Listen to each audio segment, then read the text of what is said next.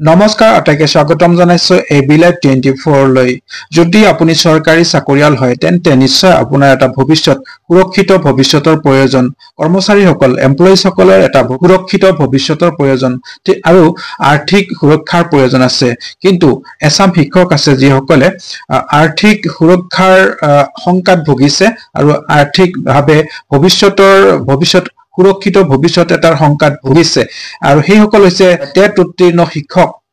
প্ৰাথমিক টেট উত্তীৰ্ণ শিক্ষক 12 বছৰ কাম কৰিও আজি আৰ্থিক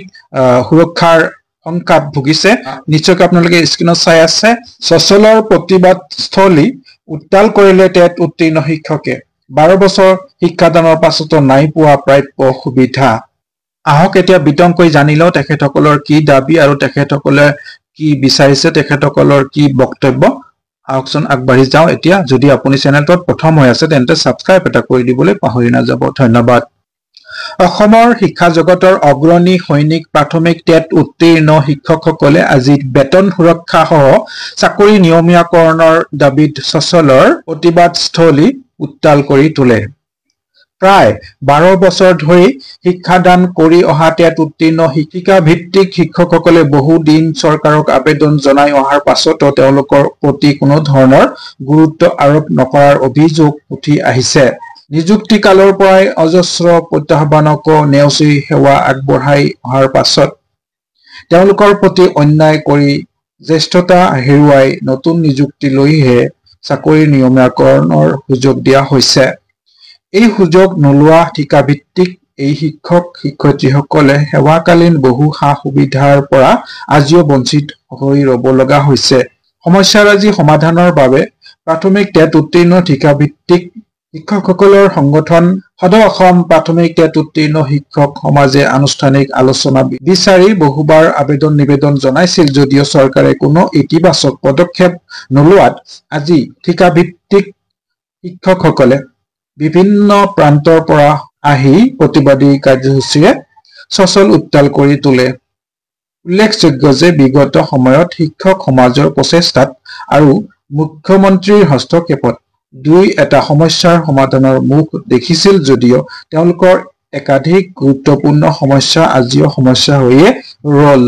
বুলি শিক্ষক সমাজে কয় সমস্যাসমূহ তৎকালীন সমাধানৰ দাবীত আজি এই প্ৰতিবাদস্থলীত অৱস্থান ধৰ্মঘটৰ জৰিয়তে মুখ্যমন্ত্ৰীলৈ এখন স্মাৰক পত্ৰ প্ৰেৰণ কৰে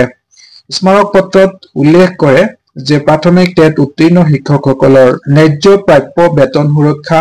সহ চাকৰি নিয়মীয়াকৰণ কৰিব লাগে সৰ্বশিক্ষাৰ অধীনত কৰ্মৰত প্ৰাথমিক শিক্ষকসকলে লাভ কৰি থকা দৰমহা গাঁথনিৰ প্ৰাৰম্ভিক আখুৱা নিৰ্মূল কৰি শীঘ্ৰে শুদ্ধ পে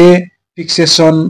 প্ৰদান কৰিব লাগে ইতিমধ্যে চাকৰি কালৰ 10 বছৰ সম্পূৰ্ণ হোৱা শিক্ষকসকলক টাইম স্কেল প্ৰদান কৰা দক্ষিণ হালমাৰা মানকাছাৰ জিলাৰ শিক্ষকসকলক একক বদলীকৰণ তথা বাকি থকা সকলো বদলীকৰণৰ আবেদনসমূহ শীঘ্ৰে নিষ্পত্তিকৰণৰ ব্যৱস্থা কৰা অন্যান্য কৰ্মচাৰীসকলৰ লেখিয়াকৈ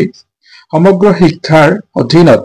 কৰ্মৰত শিক্ষকসকলৰ বাবেও তাৎক্ষণিক সুবিধা হিচাপে মুখ্যমন্ত্ৰী লোকসেৱক আৰোগ্য যোজনাৰ সুবিধা প্ৰদানৰ বাবে শিক্ষক সমাজে দাবী জনায় তাৎক্ষণিক সুবিধা হিচাপে নিয়মীয়া নোহোৱা পৰ্যন্ত সমগ্ৰ শিক্ষাৰ অধীনস্থ শিক্ষকসকলৰ বাবে চেলাৰী পেকেজ একাউণ্ট আৰু কৰ্মচাৰী বীমাৰ সুবিধা প্ৰদান কৰা সমগ্ৰ শিক্ষাৰ অধীনত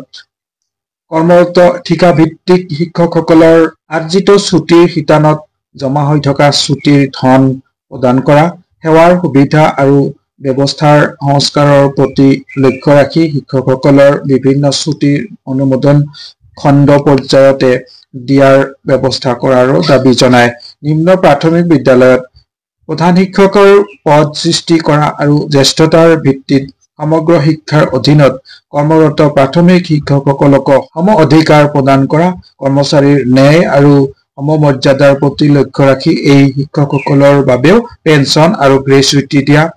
পাহাৰীয়া অঞ্চল চৰ আৰু দুৰ্গম অঞ্চলত শিক্ষাদান কৰা শিক্ষকসকলক নিয়মীয়া কৰ্মচাৰীৰ দৰে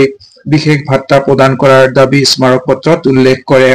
প্ৰাথমিক টেট উত্তীৰ্ণ শিক্ষকসকলৰ প্ৰতিটো সমস্যাৰ সমাধান কৰিলে আজিও অসমৰ পাহাৰে ভৈয়ামে ঠিকাভিত্তিক হিচাপে কৰ্মৰত প্ৰতিজন শিক্ষক মুখ্যমন্ত্ৰীৰ ওচৰত কৃতজ্ঞ হৈ থাকিব বুলিও স্মাৰক পত্ৰত উল্লেখ কৰে। প্ৰাথমিক টেট উত্তীৰ্ণ শিক্ষকসকলৰ সংবাদটো ইমানেই। এনেধৰণৰ ভিডিঅ'সমূহ পাই থাকিবলৈ চেনেলটো ছাবস্ক্ৰাইব কৰি বেল আইকনটো ক্লিক কৰি ৰাখিব। অন্য এটি ভিডিঅ'ত লগ পোৱাৰ আশাৰে ধন্যবাদ। জয় আই অসম।